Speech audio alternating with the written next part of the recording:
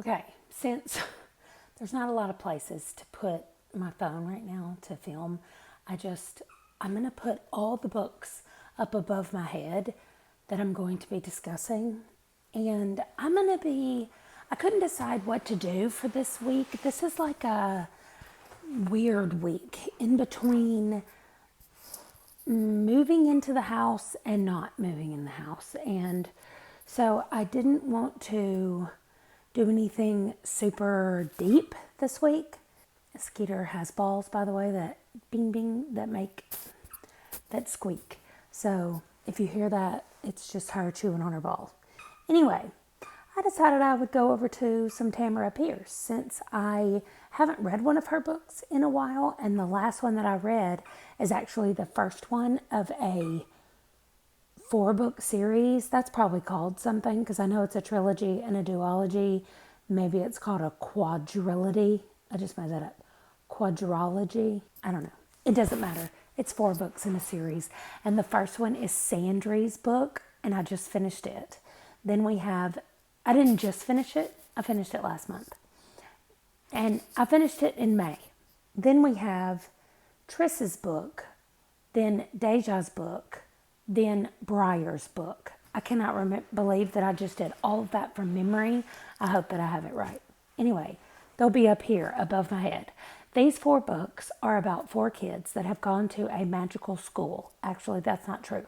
They went to a school and found out that they have magical abilities. And so they have been separated and placed in a separate home on the campus still, but they've each been given a mentor that is going to help them in their specific magical abilities.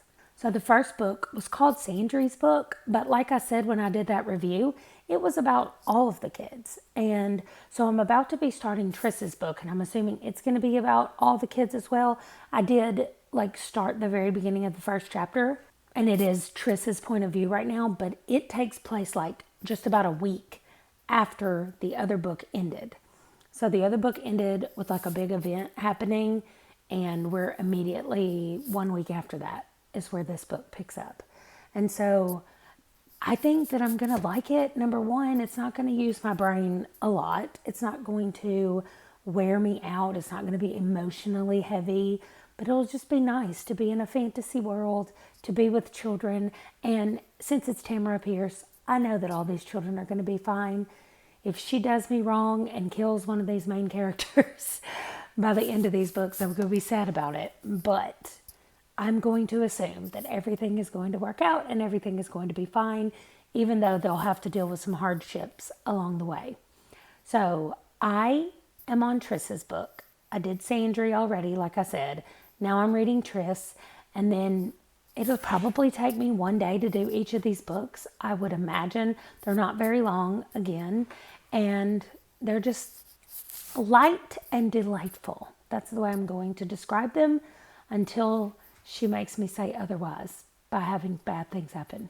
Anyway, I hope that you all are having a good week, or I hope that you had a good week, because mine is going to be busy. Yes, I have not been up long. This is my breakfast today, but I wanted to talk about the book that I finished last night. So I finished Triss's book. They're all just called by their names. Anyway, no, I have not gotten ready for the day. Sorry. Anyway, I think I've figured it out. So each of the books are named after one of the characters, and that character does have the most point of views in their books, but we get point of views from everybody. And I like it because then when we start that person's book, we already know a little bit about them, or we've heard things from their perspective. So these 4 kids are at this school, like I told you about.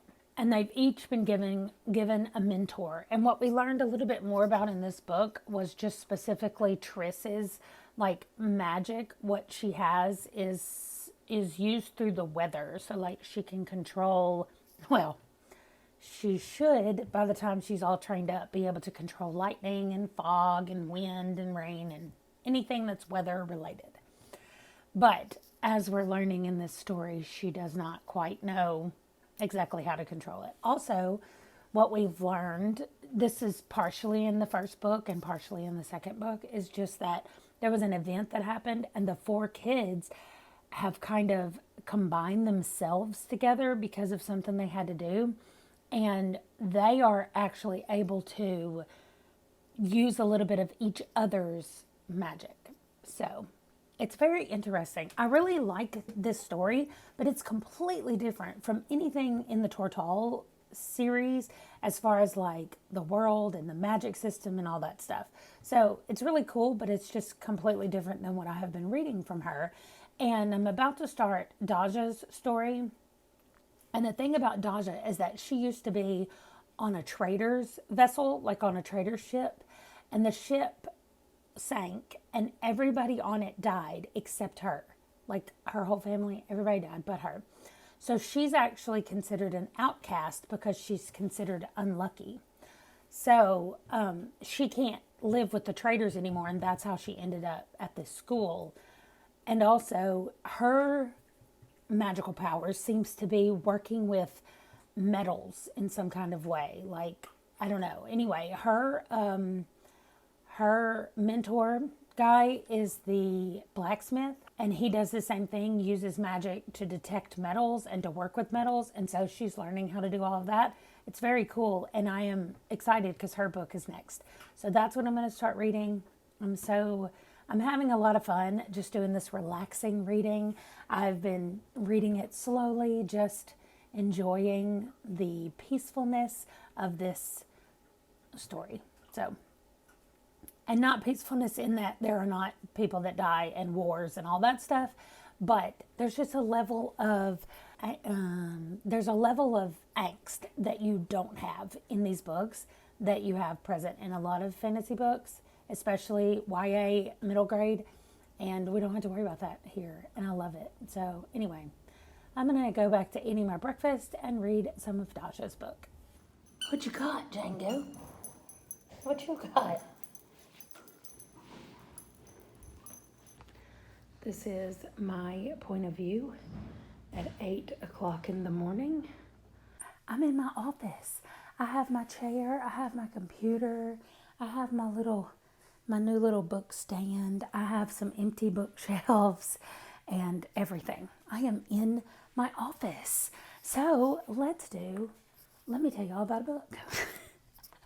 I finished Daja's book. That's book number 3, and I finished it the other day. And then I'm hoping to finish Briar's book today on move-in day. Yes, I'm hot. I'm sorry, it's Alabama. Anyway, Daja's book. We learn a whole lot more about her and how the traders work, and that's where she's from, are the trading people.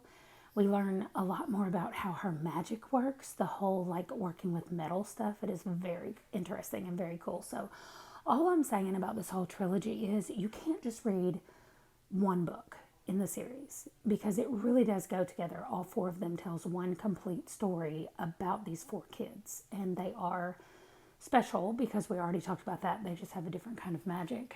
And this one specifically, we learn about Daja's past and the fact that because her parents died, she's considered unlucky, and all of that stuff is what we learned about today.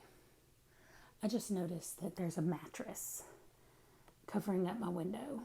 I mean, you can't see it because it's outside, but there's a wrapped up mattress out there. Speaking of, let me show you my bedroom. So you go out of my office and directly across the hall to the bedroom, and this is it for right now. We have a dresser that's has a lot of things missing. We have to go buy all new hardware. Most of the hardware got knocked off during the move, so we need new hardware. But there's the bed. Here are the little steps that the dogs use to get in the bed. I am so excited to be sleeping in the bed tonight in my own room. And then there's my office right across the hallway. So I'm going to be listening to Briar's book while I unpack in my office. And that's going to be how the night is going to go. I mean, we're not going to do my office first. We've got to do the kitchen first, then make sure that our sheets and everything are put on the bed. Then I might come in here to my office. But it is about 12:30 p.m. And I would say they're a little over halfway done bringing stuff in. So that's going to be good. Once they're done bringing everything in, they will set everything up. Well, they will put together the beds and the entertainment center and things like that. The bookshelves will be put together, and then they're going to go. And when they go, we start unpacking. So that's when I'll listen to Briar. But I'm definitely going to finish it. So I'll probably not come back until tomorrow morning and tell you how it went and show you how things look. I'm not going to put my face on here because of how sweaty I am, but I couldn't find the dogs, and they were both in here sleeping. Oh, we are busy unpacking boxes, and they are busy resting in this chair. Well, I just got out of the shower. Just got out of the bathtub, like a big bath. It was so fantastic. The dogs and I are just laying here on the bed. It doesn't even have sheets on it yet. I'm just laying on my pillow. I don't even care. Our sheets are in there. We just have to go get them, and I haven't gotten them yet. Anyway, I just realized also that I'm not using a microphone, so I hope that you can hear me. The dogs are so happy. Django, they're so happy to be home. Skeeter, what you doing? Anyway, we're all so happy to be back in our beds. Even if we still have a lot of stuff to unpack, it's still fine. So, anyway, I finished Briar's book, and I wanted to come tell you about it and close this out because we have officially moved in our house. I'm going to spend the rest of the week not focusing on reading, but focusing on getting everything moved in. There was a slight hiccup with my desk that I use for my office. It is it's an electric desk that raises up and down.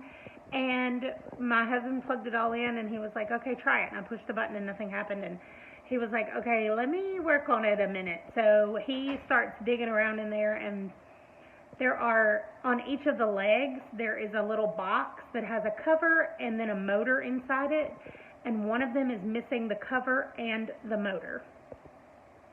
So apparently we have to wait until we file a claim, and then they will send us the money to cover it, and then we'll have to get it. But anyway, so slight hiccup in setting up my office. So I'm sure when I start the next reading vlog, I will still be setting up my office, and you'll get to follow along. Anyway, I'm just so happy to be in my own place now, even though it's just for a year. I kept saying to my husband, I'm already dreading doing this a year from now, but that's okay. I'm going to have a great year in this house. I love this house. So, let me tell you about Briar.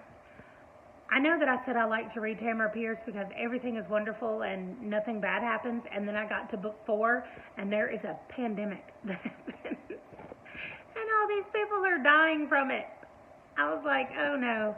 So anyway, it was fine. But like a lot of the people from the town started dying, and then somebody, one of our main characters, got sick. I'm not going to tell you who it was, and I'm not going to tell you what happened. But, well, it was not Briar, because this is all about Briar. And so it was about him dealing with all the grief that he's dealt with so far in his life, and also kind of coming to terms with who he was as a kid living on the streets, and who he kind of has become through learning this process and more about himself.